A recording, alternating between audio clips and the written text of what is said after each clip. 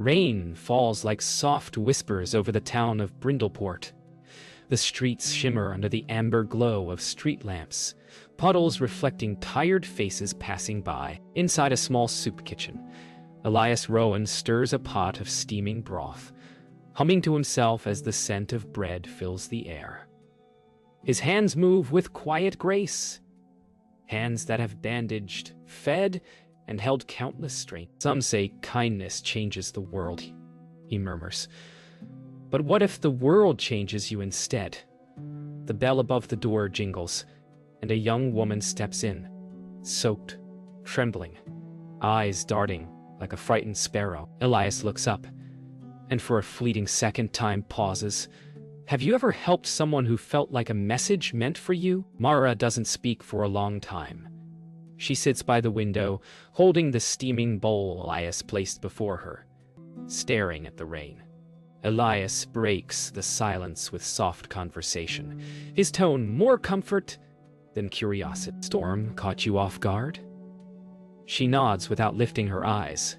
Her hands shake slightly as she eats. No one deserves to be alone on a night like this, Elias says gently. Her voice finally surfaces, low, guarded, carrying more weight than her years. I'm used to it. Elias studies her, sensing stories she's not ready to tell. Somewhere in that fragile quiet, something old and aching stirs within him, a memory of loneliness that once defined his kindness. Later that night, after the last visitor leaves, Elias locks the door and looks at the empty chairs. He remembers the night he opened this kitchen, the night his wife left, saying he cared more for strangers than his own heart. Mara's quiet presence reawakens that memory, her sadness mirroring his. He watches her from a distance, head resting against the window, asleep in the chair. You remind me of someone I once tried to save, he whispers. Only this time, I hope I don't lose myself doing it. The next morning, the storm clears. Father Len visits for coffee, his steady gaze reading Elias easily. You've taken in another one, he says. Elias smiles faintly. She needed warmth. Len sighs, stirring his cup. You always think kindness will fix them. But sometimes people don't want fixing. They just need a place to fall. Elias looks away, troubled. Len's words echo in his mind long after he leaves. Outside, Mara sits quietly on the steps, sunlight touching her face, but her eyes remain stormy. That evening, as Elias cleans up, he hears quiet humming. Mara is wiping tables, the tune hauntingly familiar, the same lullaby his wife used to sing. His hands freeze. Where did you learn that song? He asks. Mara stops, eyes wide, as if caught between memory and fear. My mother used to sing it, she whispers, stepping back. The air grows heavy with something unspoken. Elias watches her retreat into silence, realizing kindness may have just opened a door he wasn't ready to walk through. That night, Elias lies awake, the sound of Mara's lullaby looping in his mind like an echo from another life. He searches through old boxes under his bed, letters, photos, and a single cassette labeled for Eli. The same tune plays faintly when he presses play. His late wife's voice fills the room, fragile and sweet. He pauses, heart trembling. Could it be coincidence? Or something deeper? Outside, rain begins again, whispering through the roof as if the town itself is keeping secrets. In the flicker of his bedside lamp, Elias feels an unease he hasn't known in years, the fear that kindness might lead him back into pain. At dawn, Mara wakes before anyone else, standing outside the soup kitchen staring at the sea.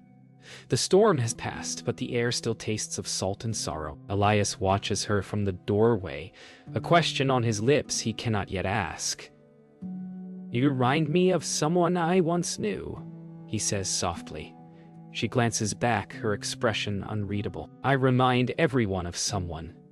There's a sharpness to her words that hides pain. Elias feels it, the invisible wall she keeps around her heart. He wants to reach through it, but knows kindness can only do so much before it turns to intrusion. Later that morning, Lydia arrives to help prepare for lunch. She notices how Mara keeps glancing toward the street, as if expecting someone or running from them. She's jumpy. Lydia whispers to Elias while chopping vegetables. You sure she's safe? Elias hesitates. She's just scared. Lydia sighs, shaking her head. Sometimes scared people do dangerous things. Her words sting because he knows she's right. Yet something in him refuses to turn Mara away. Maybe it's guilt, maybe it's hope.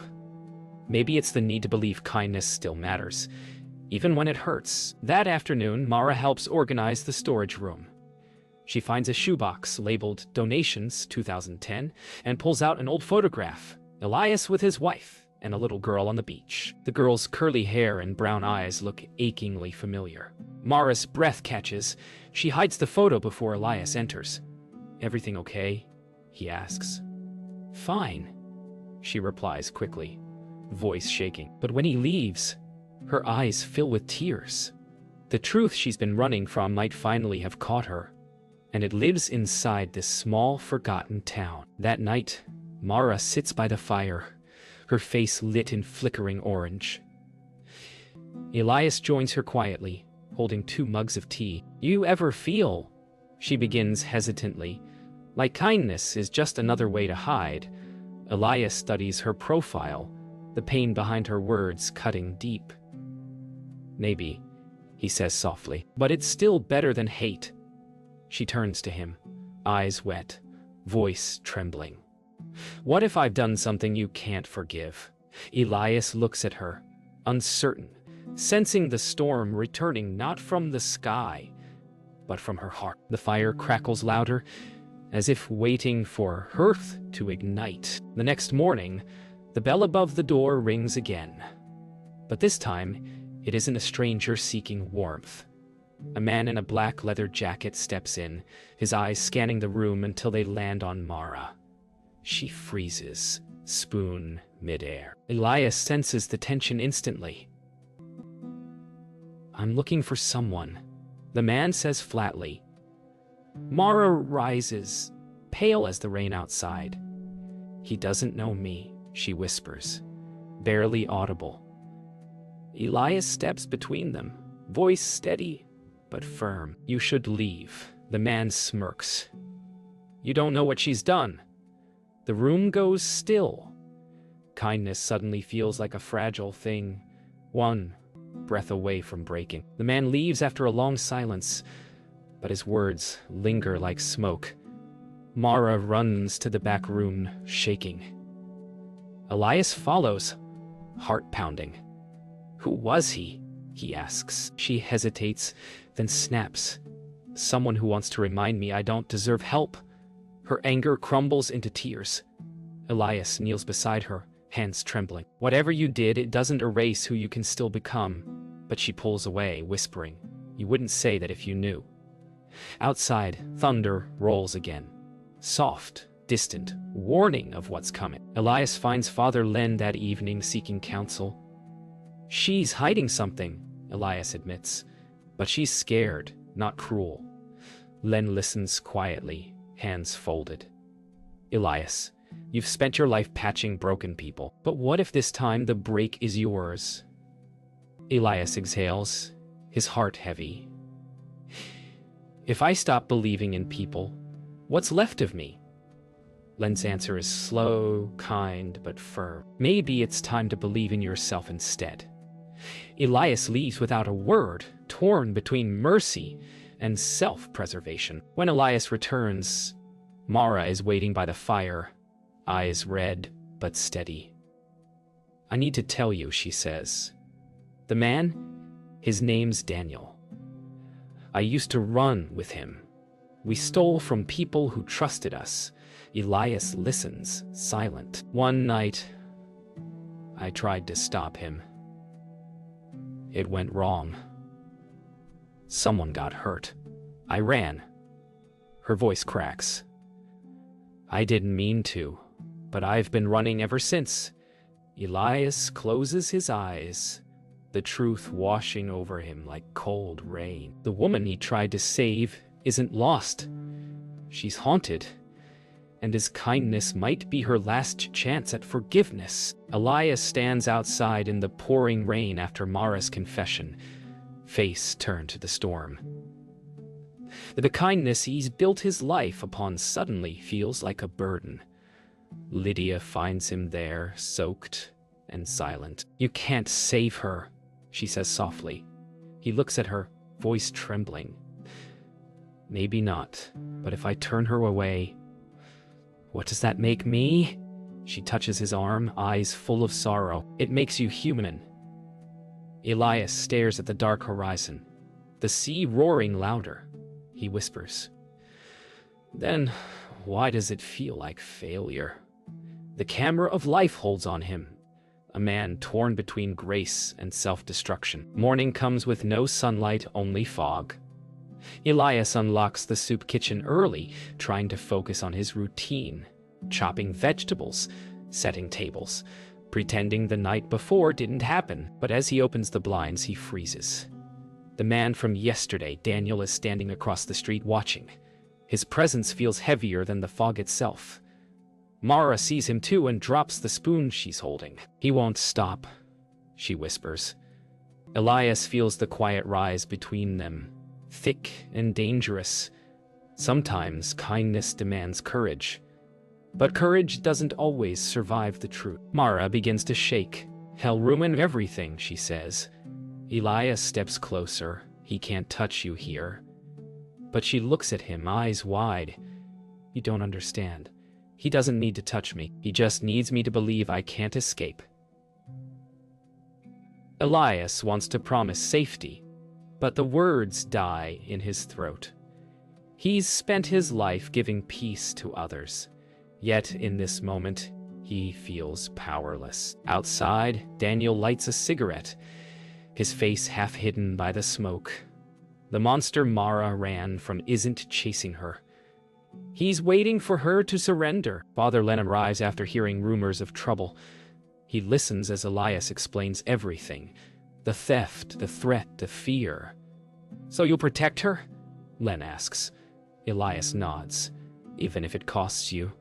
Len's gaze sharpens. "Kindness without boundaries isn't kindness, Elias. It's sacrifice. And you've bled enough." The words hit hard. Elias lowers his head, torn between compassion and exhaustion. "If I give up now," he says quietly, "then I've learned nothing from all these years." Len sighs. "Then pray you're right." The silence that follows feels like a prayer unspoken, or a warning unanswered. That night, Daniel returns, not as a shadow this time, but as a storm. He bursts into the soup kitchen shouting Mara's name. Dishes crash, chairs scatter. Elias steps in front of her, heart hammering. "Leave her," he shouts. Daniel sneers. "You don't even know who she is." Elias stands firm. "I know enough." Daniel lunges forward, grabbing Elias by the collar. Mara screams. The struggle is brief but violent. Elias shoves Daniel back, knocking over a table. For a moment, everything stops. The rain outside, the fires crackle, even breath itself. Then Daniel spits on the floor and storms out, slamming the door so hard the bell above it breaks. Silence fills the room after Daniel leaves. Elias sinks into a chair, hands trembling. Mara kneels beside him, whispering through tears, "I never wanted this." He looks at her, pain softening into something gentler. "I know." She wipes her face, voice breaking. "You shouldn't have to clean up my mess." Elias exhales slowly, his gaze fixed on the broken door. Maybe kindness isn't about fixing. Maybe it's just about staying when others leave. Outside, thunder fades into the distance, and the soup kitchen glows with a weary kind of peace. The kind born from surviving the worst. The next morning, the world feels hollow. The soup kitchen stands silent, chairs upright again, but the air still trembles with last night's violence. Elias moves slowly, nursing bruised hands, cleaning the mess. Mara tries to help, her eyes swollen from tears. "You should hate me," she murmurs. Elias stops, resting his palm on the table. "Hate is too heavy," he says quietly. "I'd rather carry the hurt." She looks at him with disbelief. "Why?" His answer comes soft and tired. "Because if I stop believing in people, I stop being me." Yet deep down, he wonders if that belief is what's been breaking him all along. Lydia stops by, bringing fresh bread. She studies, Elias quietly noticing his limp and the bandaged cut on his lip. "You should have called me," she says. Elias only shrugs. It's over. Lydia's gaze drifts to Mara, who avoids her eyes. "She's not your responsibility, Elias," Lydia says softly. He looks down, then replies, "Maybe she's not, but she's someone's second chance. Maybe mine." Lydia sighs, leaving the bread on the counter. "Kindness shouldn't cost you your peace." He watches her leave, her words echoing long after the door closes. That evening, Mara packs her backpack in silence. "You're leaving," Elias says from the doorway. She nods without turning. "Hell, come back, Elias. I can't drag you into this again." He steps closer, voice calm but breaking. "You don't owe me safety." She smiles faintly. "No, but I owe you freedom."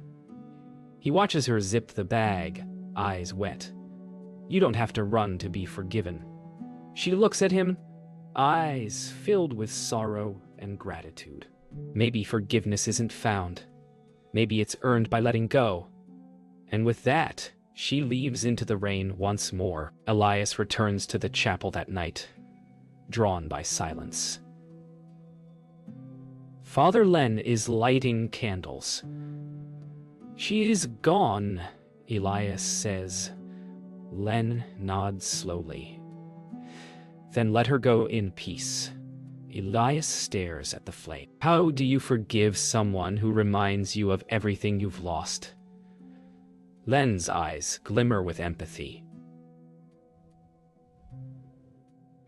By realizing it wasn't them you needed to forgive, Elias watches the candles flicker, small lights trembling in the dark. He understands now. Kindness without healing turns into self-punishment. For the first time in years, he prays not for others, but for himself. Days pass. The soup kitchen is full again. Laughter, spoons, clattering dishes. But Elias keeps glancing at one empty seat by the window, the one where Mara used to sit. Sometimes he swears he can still hear her humming that lullaby. Lydia catches him staring once. "Still thinking about her?" she asks. He smiles faintly. Kindness doesn't end when people leave. It just changes shape. Outside, sunlight breaks through after a week of rain, casting light on the once dark corners. And for the first time, Elias doesn't feel empty, only grateful that his heart still hurts enough to care. 2 months later, a small envelope arrives at the soup kitchen, the handwriting shaky and familiar. Elias opens it with care. Inside is a short letter from Mara. "I'm safe. I found work in another town. I still hum that song sometimes. It doesn't hurt as much anymore. Thank you for seeing the good in me before I did." A pressed daisy falls from the envelope, delicate and dry. Elias holds it for a long time, smiling through tears. The pain feels softer now, like a scar that finally stopped bleeding. Lydia finds him still holding the letter when she comes in. "Good news?" she asks. Elias nods. "She's okay." Lydia smiles softly, relief mingled with something unspoken. "You saved her," she says. He shakes his head. "No, she saved me." Lydia chuckles. "You always say that." Elias looks at her, his eyes full of calm. "Because it's always true." For the first time in a long while, his voice carries no weight, only gratitude. The sound of a man learning to rest inside his own heart. Weeks later, Father Len stops by to say goodbye. He's been reassigned to another parish. "You found peace here," he tells Elias, clasping his shoulder. "Keep it safe." Elias nods, eyes moist. "You once told me kindness without boundaries becomes sacrifice," he says. Len smiles, wrinkles deepening around his wise eyes. "And you learned that kindness with understanding becomes grace." They share a long, warm silence. No sermons, no speeches, just two men who finally understand that love, when done right, heals both giver and receiver. One late afternoon, as Elias locks up, he hears a soft voice behind him. Still open, he turns and freezes. It's Mara standing in the doorway, healthier, steadier, her curls tied back, and eyes clear. "You came back?" he whispers. She smiles shyly. "Couldn't stay away from the best soup in town." For a moment, neither speaks. The world seems to hold its breath. Then Elias laughs, the sound carrying through the quiet street. "There's always room for one more bowl." Later that evening, the two sit together by the window as rain begins again, gentle and forgiving. Mara hums the lullaby, this time without fear, her voice steady, almost joyful. Elias listens, closing his eyes. "You've healed," he says softly. She smiles. "Maybe we both did." The camera lingers as the rain falls outside, soft piano notes blending with her tune. The world feels still, peaceful, as if kindness broken and rebuilt has finally come home. Dawn arrives over Brindleport, golden rays spilling into the quiet streets. Elias steps outside, taking a deep breath of the salty air. The town hums softly, distant seagulls, the clatter of early fishermen, the first customers arriving at the market. He glances at the soup kitchen, windows glowing warmly behind him. Today feels lighter. For the first time in years, he doesn't carry the weight of every broken soul in his arms. Kindness, he realizes, is not the act of giving endlessly. It is the courage to stand firm, to offer help without losing oneself. Inside the soup kitchen, Mara prepares bread at the counter while Elias sets tables. Their movements are quiet, practiced, comfortable. No words are necessary. Understanding flows between them. "You've become part of this place," Elias says softly. Mara smiles. "I didn't know I could belong somewhere." He looks at her, eyes warm. Sometimes finding someone to believe in is all it takes to find yourself. Outside, rain taps gently on the windows, a soft rhythm of life and renewal. Elias walks to the seaside cliff near the town, looking out at the endless horizon. The wind tugs gently at his scarf. He remembers every stranger he's helped, every moment of heartbreak and hope. Mara joins him quietly, standing at a respectful distance. "Do you ever regret it?" she asks. He shakes his head. "Not once." Kindness isn't measured by what you receive. It's measured by what stays in you. She smiles, her gaze sweeping the ocean. Together they stand in silence, two souls shaped by trials, yet unbroken. Back in the soup kitchen, the lunchtime rush brings laughter, chatter, and warmth.